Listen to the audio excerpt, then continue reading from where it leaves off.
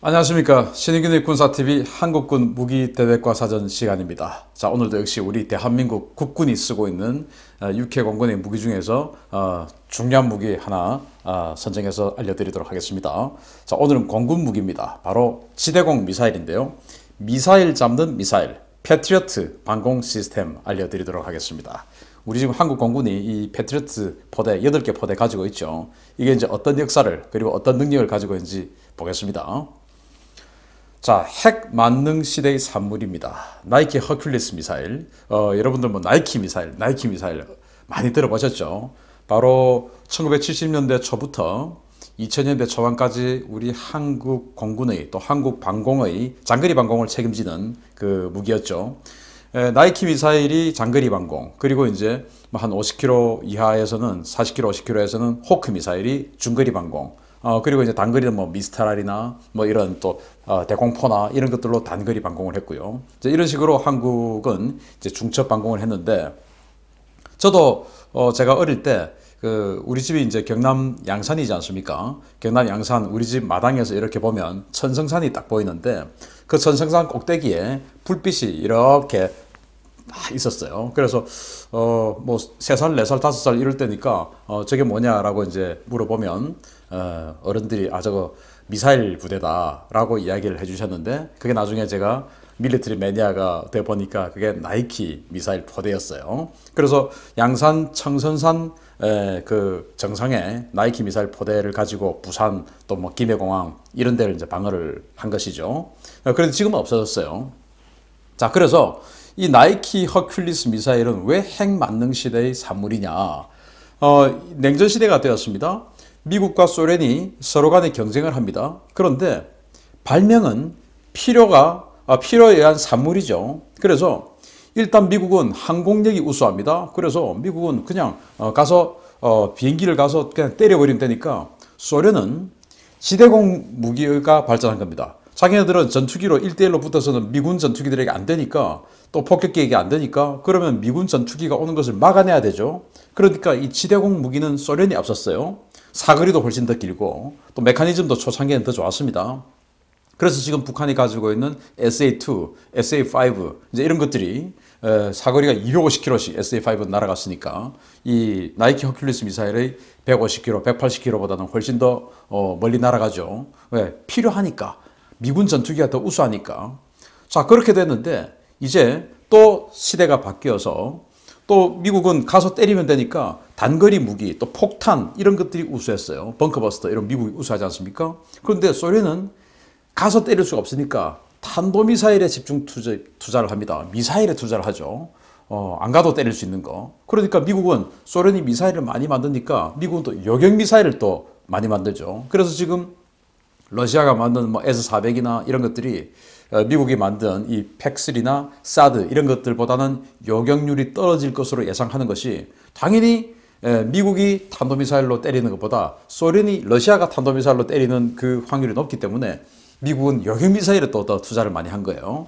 자, 이 나이키 허큘리스 미사일은 180km 거리에서 요격을 하는데, 이때 당시에는 소련의 핵폭격기들이 이제 이 폭격군을 이루어서 확 와서 이제 이 핵폭격을 하니까, 이 뭐 진공관으로 만든 이 미사일 가지고 어떻게 뭐 제대로 명중을 시킨다라는 보장이 없죠. 그래서 이 나이키 미사일은 탄두 중량을 무려 500kg까지 늘어가지고 지대공 미사일인데, 여기다 핵 탄두를 집어넣습니다. 그래서 소련의 폭격기 편대군이 오면 그 인근에 대충 쏴가지고 핵폭발을 시켜버려요. 그래서 이 폭격기 편대군을 한 방에 그냥 다 제거시켜버리는 게 나이키 허큘리스 미사일입니다. 황당하죠? 물론 뭐 주한미군이 쓰다가 우리에게 준 나이키 미사일은 핵 탄두는 없지만 어쨌든 그런 거예요. 그래서 이제 박정희 대통령 때 이 나이키 지대공 미사일이 워낙 탄도 중량이 무거우니까 이걸 가지고 우리는 지대지 미사일을 만들자 해가지고 이 나이키 미사일을 분해해서 역설계해가지고 이제 지대지 미사일, 현무 미사일을 만들었죠. 여러분들 아마 기억하실 겁니다. 최초의 국산 탄도 미사일, 현무 미사일 이렇게 기억하실 거예요. 아무튼 이제 이렇게 됐는데 이게 너무 노후됐죠. 지금 이제 1958년도부터 주한미군이 들어왔고, 우리는 1970년대부터 주한미군이 자기네들이 쓰던 물자를 우리에게 주었습니다. 그리고는 우리 한국군은 2000년대 중반까지 썼는데 2014년까지 장비 목록에 들어가 있어요. 즉 패트리어트 미사일이 다 들어오고 나서도 상당 기간 동안 치장물자에는 예비물자로 지정이 되어 있었다는 말이 되겠죠. 자, 그런데 이 기간 중에 걸프전이 발생을 했어요. 그래서 이라크가 쿠웨이트에 또 사우디아라비아에 이스라엘에 탄도미사일 마구마구 날립니다. 스커드 미사일을. 그걸 이 패트리어트 당시 패트리어트 미사일이 요격을 하는데 이 제법 요격을 하는 겁니다. 탄도미사일을 때려잡아요. 그래서 이 통계를 이렇게 어떻게 적용하냐에 따라서 다른데 최저 한 20%, 최고는 한 60%까지 요격했다라는 그 통계가 있어요. 예를 들어서 이라크가 미사일을 쏩니다. 그러면 이 미사일에 대해서 한 발의 패트리어트 미사일이 가서 요격을 하는 확률과 아니면은 이 미사일을 요격하는 요격 확률, 그러니까 두 발, 원래는 이제 이 두 발이 날아가지 않습니까? 두 발이 날아갔을 때 요격하는 확률. 이제 이걸 이제 어떻게 봐주느냐. 즉, 이라크가 총 100발을 쐈는데 그 중에 몇 발이 탄착을 했냐. 그러니까 이제 한 40발 탄착했고 한 60발은 요격돼 버렸다. 그러면 한 60% 요격 성공률. 그런데 이라크가 100발을 쐈는데 사우디가 이걸 뭐 한 400발을 쏴서 그 중에서 60발을 맞췄다. 그러니까 뭐 한 10에서 20%. 뭐 이제 이런 식으로 통계가 다른데 어쨌든 이 1991년 그 시기에도 제법 초창기 패트리어트 미사일이었는데 제법 요격 성공률을 보이는 겁니다. 야, 이 패트리어트 미사일 우리 있어야 되겠다. 왜? 북한이 이집트의 사다트 대통령으로부터 스커드 미사일을 선물 받아가지고 그때부터 스커드 미사일을 만들기 시작했어요. 그러니까 우리 저거 북한의 스커드 미사일들 막아내려고 하면은 우리도 있어야 된다라는 공론화가 시작된 거죠. 자, 그래서 샘X 사업을 시작을 했는데 이게 이제 최초 소요 제기는 1985년도에 최초 소요 제기가 됐어요. 이때는 육군이었습니다. 그런데 이거 육군이었으니까 육군은 뭐 정말 당시만 해도 무소불위의 권력을 가지고 있는 그 군종 아니었겠습니까? 3군 중에서. 그래서 야, 패트리어트 미사일 91년도부터 97년도까지 128개 발사대를 도입하자 라고 소요 제기를 한 겁니다. 그랬는데 그 시기에 이제 방공포병이 육군 방공포병이 공군으로 이관되어 버렸죠. 그래서 이제 사업이 중단돼 버렸습니다. 공군이 무슨 힘이 있습니까?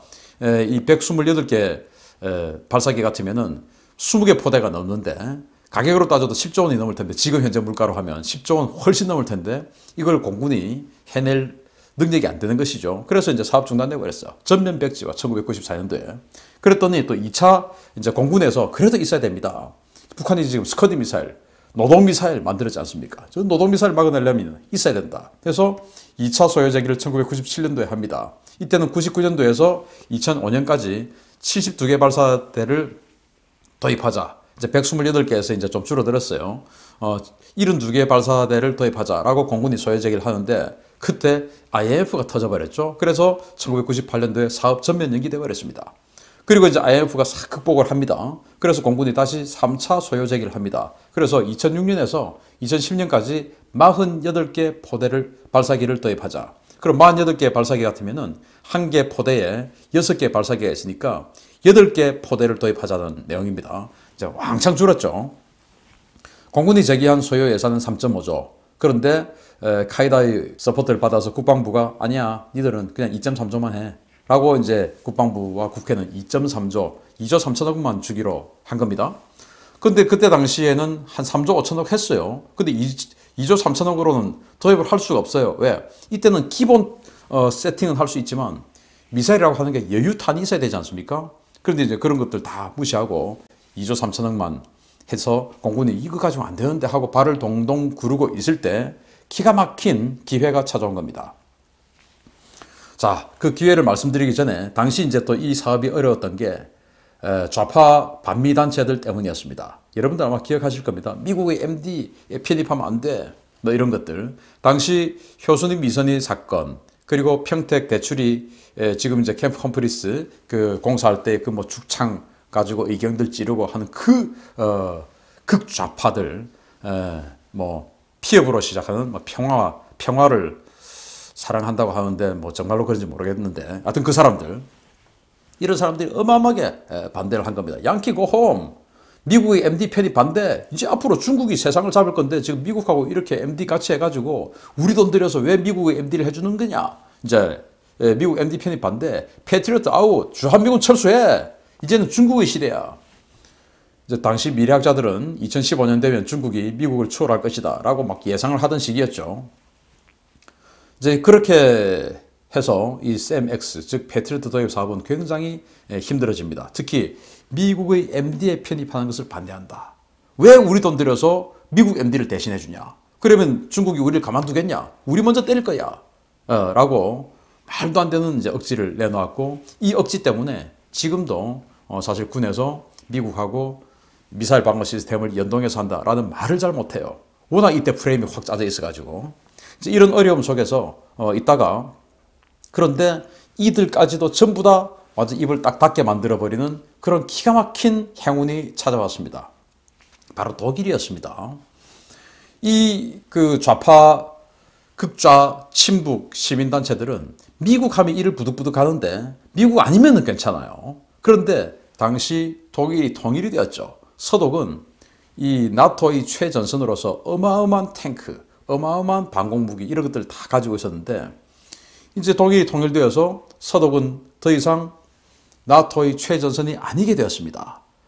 이 서독이 이제 독일이 되었고, 독일의 동쪽에는 폴란드가 있죠. 폴란드라는 덩치 큰 나라가 있어요. 그 폴란드를 넘어가야만이 벨라루스, 그리고 러시아 이렇게 있으니까, 또 그 벨라루스, 러시아가 과거 소련하고는 또 다르죠.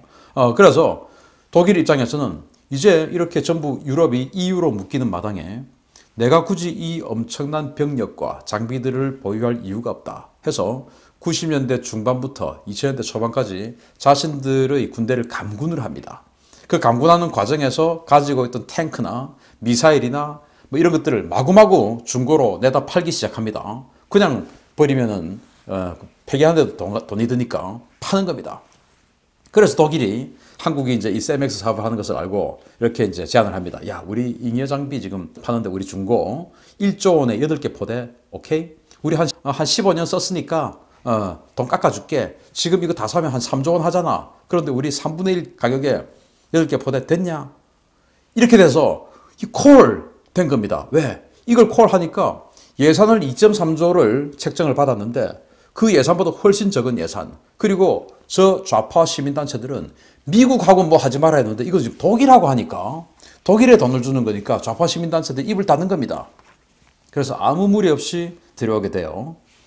그래서 이제 처음에는 뭐 1조 원 정도라고 했는데 이제 조금 수리 들어가고 개량 들어가고 해서 1.36조, 1조 3,600억 원에 패트리어트2 8개 포대가 들어오는데, 여기에 이제 구성품들을 보면 일단 이제 AN/MPQ-53 레이더 하나, 그리고 통신 안테나 또 하나, 그리고 통제소 ECS 104 ECS 통제소 하나, 349가 통신 안테나입니다. 그리고 발전기 제네레이터 하나, 그리고 M901 발사대 6개, 이렇게가 하나의 포대로 이루어지죠. 이렇게 이제 차량으로 치면 10개의 차량이에요. 이게 하나의 포대고 이거 8개 포대가 들어와요. 그래서 2007년부터 2011년도까지 이제 들어오고 개량을 이제 했는데, 이때 이 사양을 보면 중량은 914kg입니다. 미사일 한 발에. 속도는 마하 5. 유도 방식은 TBM인데, 이제 저의 미사일이 날아옵니다. 또는 항공기가 날아옵니다. 이제 이때는 이제 항공기 요격이었으니까 항공기가 날아오면 이 미사일이 이제 날아가죠. 날아가다가 마지막 순간에 자기가 레이더를 켜서 봅니다. 그러면은 항공기에 부딪혀서 오는 또 전파가 있죠.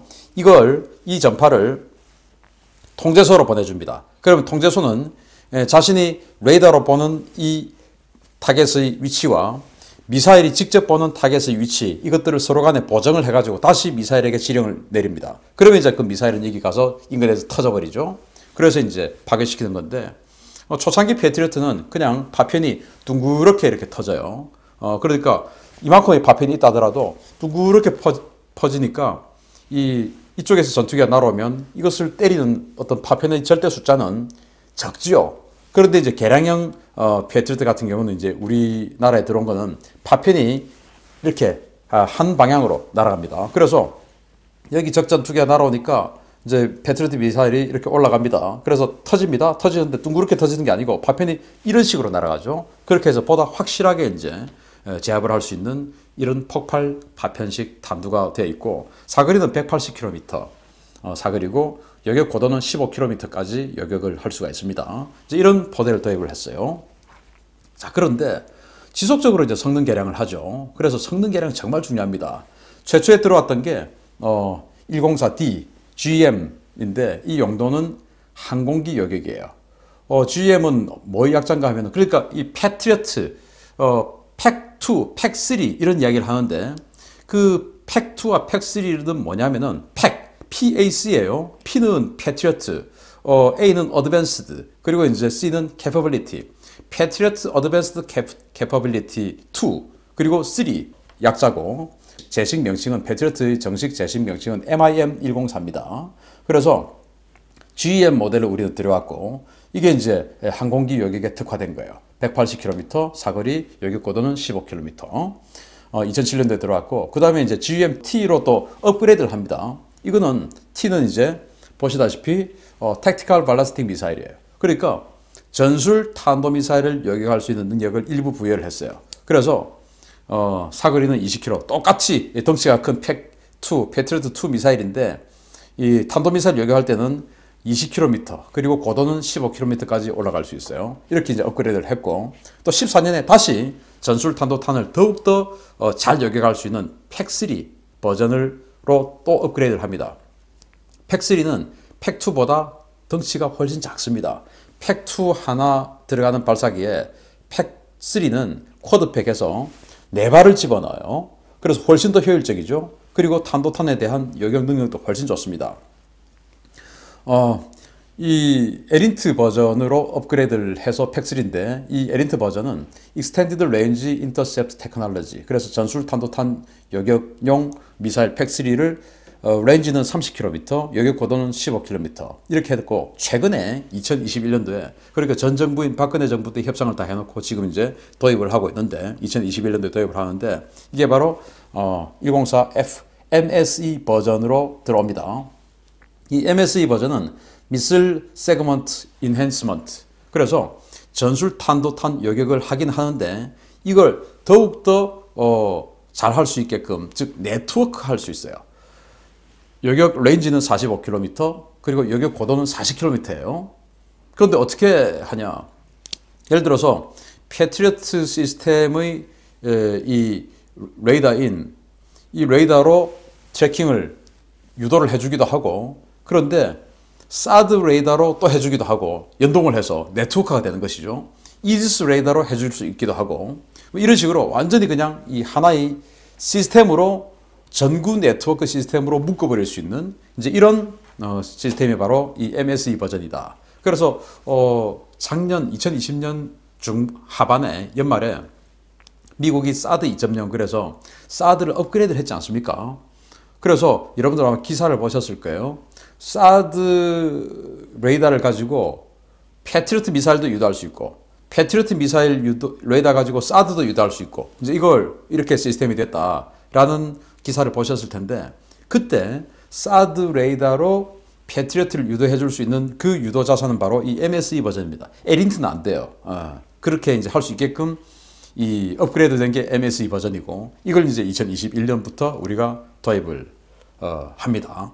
그래서 우리 8개 포대, 근데 8개 포대 해봐야 45km 거리까지밖에 여격을 해줄 수가 없으니까 우리 대한민국 국토 전체를 방해해 줄 수는 없죠. 그런데 그 어느 때보다 북한의 탄도미사일 위협은 높습니다. 물론 이 사드 또는 이 패트리어트 3 가지고 이 SLBM, 뒤에서 날아오는 SLBM은 여격할 수 없습니다. 왜? 레이더가 전면 단방향, 한방향 레이더이기 때문에 일단 뭐 레이더가 봐야 미사일을 날릴 수가 있죠. 그래서 SLBM처럼 뒤에서 날아오는 건 여격할 수 없지만, 북에서 날아오는, 한방향에서 날아오는 미사일은 아주 잘 여격할 수 있습니다. 그렇지만은 사거리가 45km로 한정이 되어 있기 때문에 이 8개 포대가 좀 부족하죠.